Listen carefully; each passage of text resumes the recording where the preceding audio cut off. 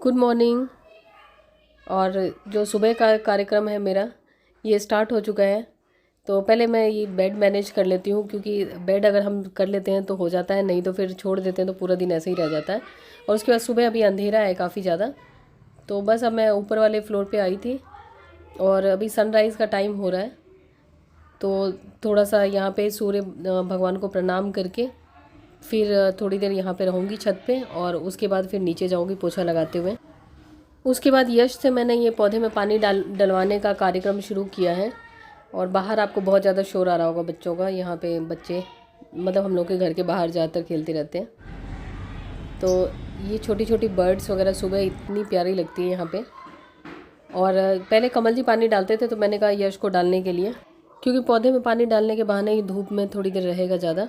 और ये कुछ जो पौधा मतलब टमाटर वगैरह के छिलके वगैरह होते हैं वो पौधों की जड़ों में डालने के लिए।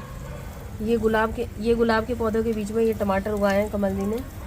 ये उगाए नहीं है, मतलब टमाटर डाले थे तो ये हो गए। और इधर भी है और इधर भी है टमाटर, और कई सारे तोड़ चुके हैं फिर भी हैं ये।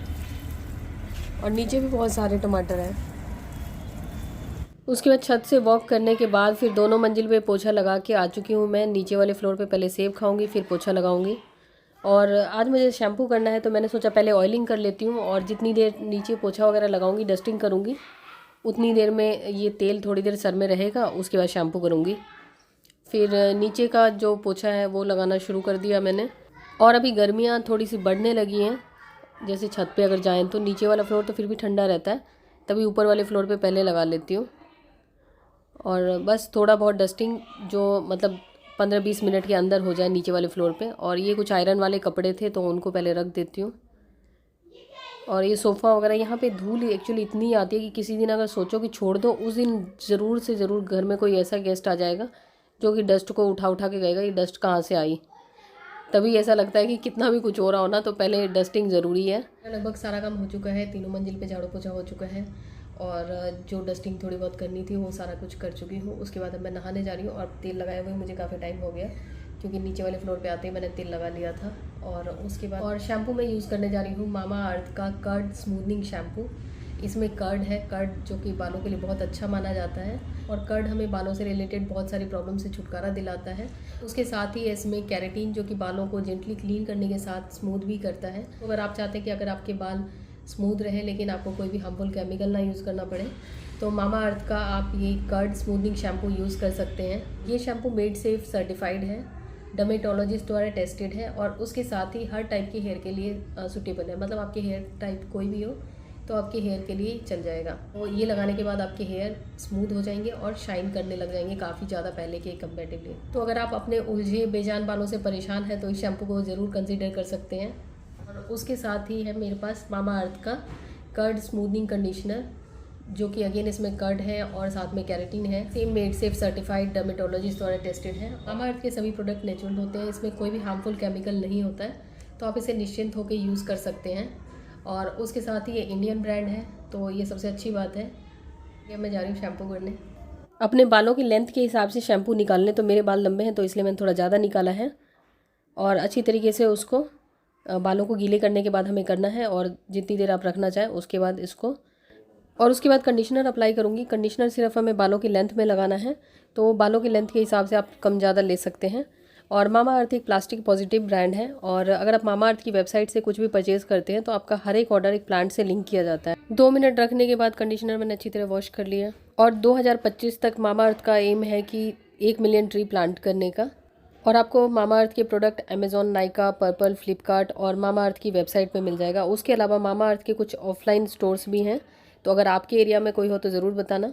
और स्क्रीन पे जो कूपन कोड दिख रहा है, अगर वो कूपन कोड आप यूज़ करते हैं तो आपको मामा अर्थ की वेबसाइट पे 20% और डिस्काउंट मिल जाएगा। मैं शैम्पू कर चुकी हूँ और बाल मैं दिखाती हूँ, अभी तो सूखे नहीं हैं। और अभी तो गर्मी आ चुकी है तो इसलिए मैं हेयर ड्रायर नहीं यूज़ करने वाली, तो अब अपने आप ही सूख जाएंगे। और मेरे बाल केमिकली ट्रीटेड है, तो इसलिए मैं हर कोई शैम्पू नहीं लगा सकती, लेकिन मामा अर्थ का मैं निश्चिंत होकर लगा सकती हूँ, क्योंकि इसमें कोई भी हार्मफुल केमिकल नहीं है। तो ये देख सकते हैं मेरे हेयर। तो चलिए अब मैं जाती हूँ ऊपर का जो कार्यक्रम है।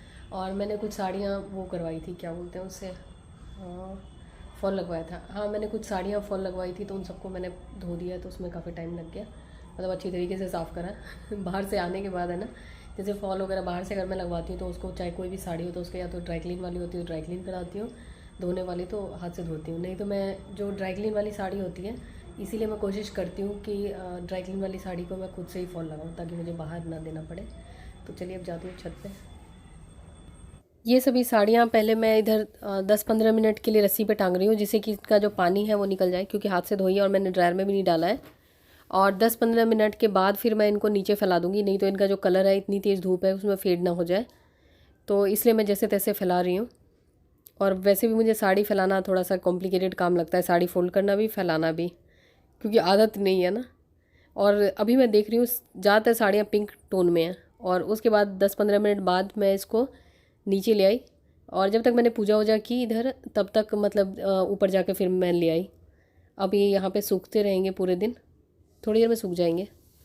और नीचे आने के बाद सब्जी कमल जी ने काट लिया था, तो फिर मैंने ये बनाया है, ये तोरी की सब्जी है, इसमें काले चने कह रही हूँ, पीले चने हैं।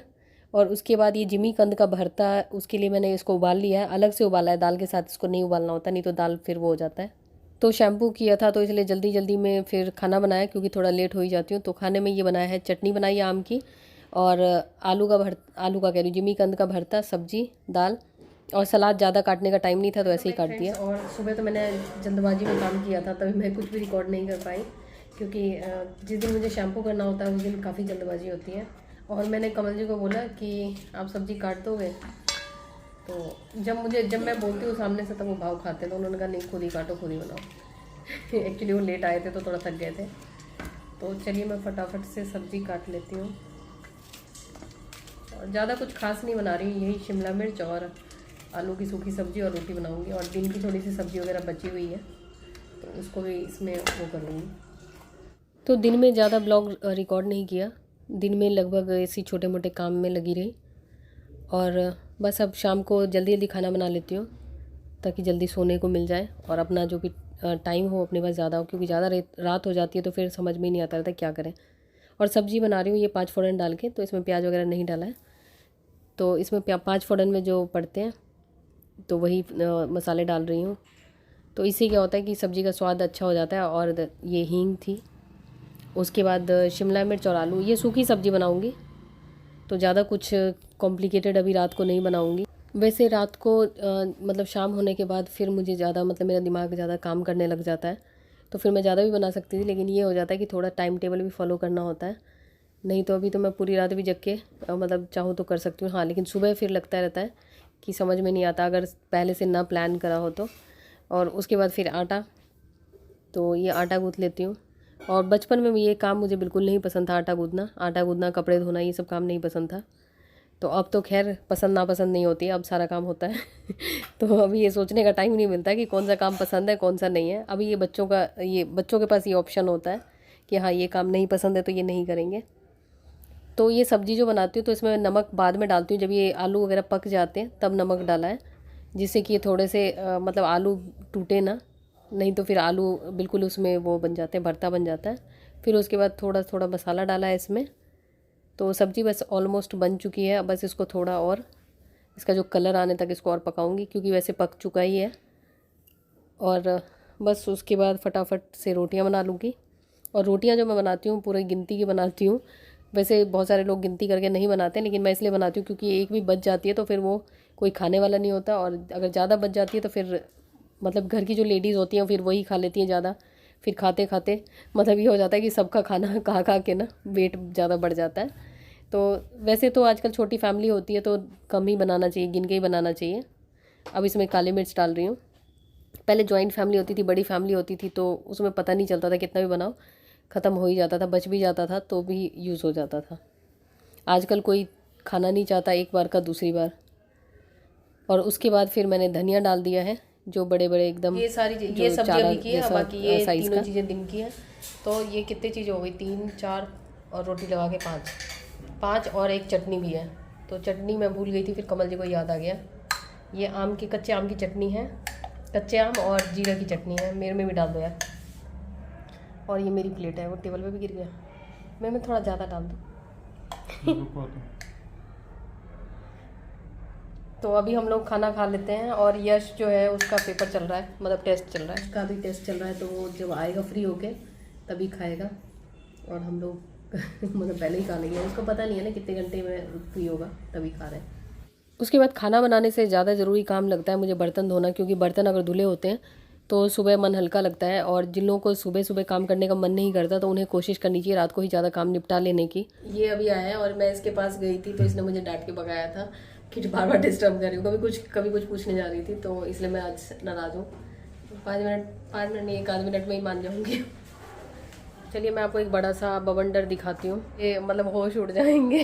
और इतना सारा ये शर्ट आज दे देते उसके है वो बवंडर। मैंने 2 दिन कपड़े नहीं फोल्ड करे तो ये हाल हो गया है, जो देख के डर लग रहा है। मतलब थोड़ा सा आलस कर दो ना तो यही हो जाता है। पंखा चल रहा है तो उसकी वजह से हो सकता है थोड़ी सी आवाज़ वो हो गई। कमल जी पंखा क्यों चलाए, ठंड लग रही है। तो चलिए पहले इस बवंडर को मैं हटाती हूँ और ये कपड़े फोल्ड कर लेती हूँ। और कुछ एक्स्ट्रा कपड़े भी धो लिए थे मैंने, उसकी वजह से और ज़्यादा हो रखा है। तो पहले साड़ियों को फोल्ड कर लेती हूँ, जो कि मुझे बहुत कॉम्प्लिकेटेड काम लगता है। और इन साड़ियों की एक खासियत होती है कि इन्हें प्रेस नहीं करना पड़ता, जो कि सबसे प्लस पॉइंट है। और मैं हर बार साड़ियाँ सोचती हूँ पहनने का, लेकिन डेली मैं कबर्ड खोलती हूँ लेकिन हिम्मत ही नहीं पड़ती, पता नहीं कब मुहूर्त निकलेगा। और इस बार भी मैंने कई सारी साड़ियाँ तैयार कराई हैं, ये तो 4 कराई थी, उसके अलावा भी और कराई हैं, लेकिन अब पता नहीं कब शुरुआत करूँगी मैं पहनने का। हर बार डिसाइड होता है मेरा कि हाँ इस बार से मैं गर्मियों में साड़ी पहनूँगी।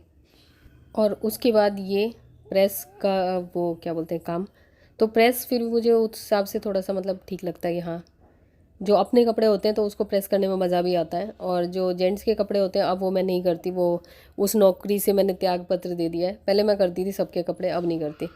अब इन लोगों को खुद करना हो खुद करो, बाहर कराना हो बाहर कराओ, जो करना हो करो। अब मैं अपने कपड़ों की जिम्मेदार खुद हूँ। फाइनली मैंने सारे कपड़े फोल्ड कर दिए और प्रेस करके भी रख दिए साथ के साथ। और मतलब ये लगता रहता है ना ख़त्म ही नहीं हो रहे थे कपड़े, जैसे अंतहीन हो जाते हैं। और अगर कहीं हम बाहर चले जाते हैं ना तो उस दिन तो और ज़्यादा हो जाते हैं, मतलब बाहर जाने के, फिर सुबह पहने, फिर आके बदले, फिर रात को सोते समय मतलब समझ में ही नहीं आता हो क्या रहा था। फिर फटाफट से जितने भी कपड़े थे अपने और यश के भी एक आध शर्ट वगैरह सब प्रेस करके हटाए। और रात वाले कपड़े भी अपने प्रेस कर लिए ताकि थोड़े अच्छी नींद आए। तो बहुत सारे लोग ऐसे होंगे जिनको सुबह काम करना ज़्यादा अच्छा लगता होगा, मतलब सुबह के टाइम उन्हें लगता होगा ज़्यादा एक्टिव है जब सन रहता है या जब सूरज रहता है। और कुछ लोगों को लगता है सनसेट के बाद वो मतलब ज़्यादा बेटर काम कर सकते हैं। तो मेरा जो है मुझे सनसेट के बाद मतलब मेरा दिमाग ज़्यादा चलता है। लेकिन जैसे सुबह मतलब ये हो जाता है ना कि ह्यूमन बींग्स का जो मतलब होना चाहिए वो सुबह जल्दी का। तो इस केस में जैसे कि अगर आपको लगता है कि हाँ आप रात को या इवनिंग के बाद ज़्यादा आपका दिमाग चलता है या आप ज़्यादा एक्टिवली काम कर पाते हैं, तो जो भी आपकी नेक्स्ट डे की प्लानिंग होती है या जो भी काम करना होता है वो आप इवनिंग में ही कर लिया करें। तो उससे क्या होगा कि अगले दिन जो आपको करना होगा तो बहुत इजीली कर पाएंगे। और जिन लोगों को डे लाइट में या डे टाइम में जिन लोगों को ज़्यादा लगता है कि हाँ ज़्यादा एक्टिवली काम कर सकते हैं, ज़्यादा एक्टिवली सोच सकते हैं, तो वो दिन के टाइम में भी कर सकते हैं, अर्ली मॉर्निंग में प्लान कर सकते हैं अपना डे को। और जिन लोगों को लगता है कि हाँ रात में ही उनका दिमाग ज़्यादा चलता है, तो काम तो जैसे सुबह जल्दी स्टार्ट करने से ज़्यादा सही रहता है, तो अपना रात को ही सारी प्लानिंग कर ली। जैसे मैं सारा कुछ रात को कर लेती हूँ, प्लानिंग वगैरह जो भी करना है अगले दिन उस हिसाब से चलती हूँ। नहीं तो अगर रात को कुछ नहीं डिसाइड करूँ तो दूसरे दिन तो मुझे समझ में नहीं आता कि मेरे मतलब हो क्या रहा है। क्योंकि मतलब सनराइज़ के बाद मतलब दिमाग मेरा उतना ज़्यादा एक्टिवली नहीं चलता है जितना सनसेट के बाद चलता है। तो हर किसी का अपना अपना टाइप होता है, तो आप अपने हिसाब से देखिए कि आपको कब ज़्यादा कंफर्टेबल लगता है, कब ज़्यादा आपको लगता है कि हाँ आपका दिमाग ज़्यादा चल रहा है, कब आप ज़्यादा प्लानिंग कर पा रहे हैं, कब ज़्यादा सोच पा रहे हैं।